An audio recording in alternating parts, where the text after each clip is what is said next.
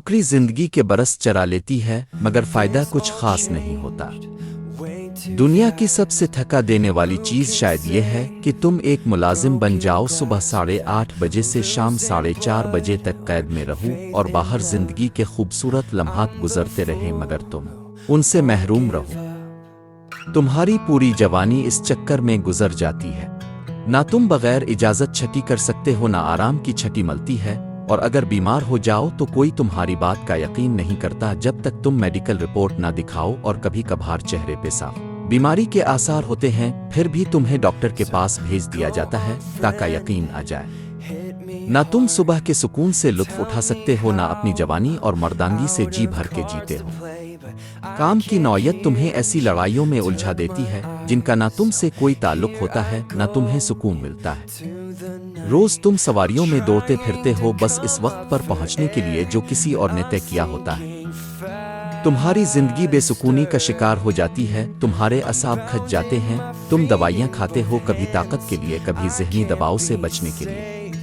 तुम हर वक्त तनख्वाह बढ़ने के ख्वाब देखते हो और उम्मीद लगाए रखते हो कि शायद तरक्की हो जाए। तुम यूनियन की खबरें पढ़ते हो, शायद कभी तुम्हें वो हक मिल जाए जो तुमसे छीना गया था। मगर तुम्हें इस कैद से निकलने की इजाज़त नहीं जब तक कि 25 साल की मशक्क़त ना पूरी हो या तुम रिटायरमेंट की उम्र को ना पहुंच जाओ। और जब वो दिन आएगा तो तुम्हारे साथी जश्न मनाएंगे तुम्हारे रुखसत होने का, तुम्हारे बूढ़े होने का और तुम्हारे मरने के करीब आने का।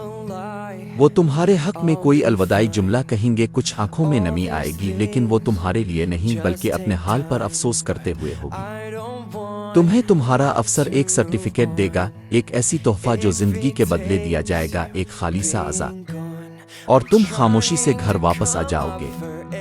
अगली सुबह तुम्हें महसूस होगा कि बच्चे अब इस घर में नहीं हैं, बीवी बूढ़ी हो चुकी है, इसके बाल सफ़ेद हो गए। तुम उसके चेहरे को गौर से देखोगे और हैरान होकर खुद से पूछोगे कि ये सब कब हो गया। तब तुम्हारे दिल की गहराई से आवाज़ आएगी, नौकरी जिंदगी चरा लेती है और कुछ नहीं देती, तनख्वाह के फरेब में मत आओ। कोशिश करो कि तुम वो बनो जो खुद कुछ करता है, न कि वो जिसके साथ सब कुछ किया जाता है।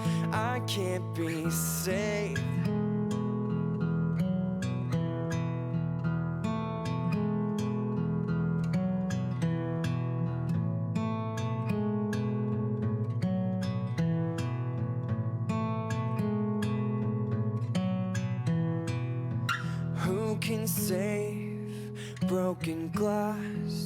Who can save broken glass without losing blood or faith in love?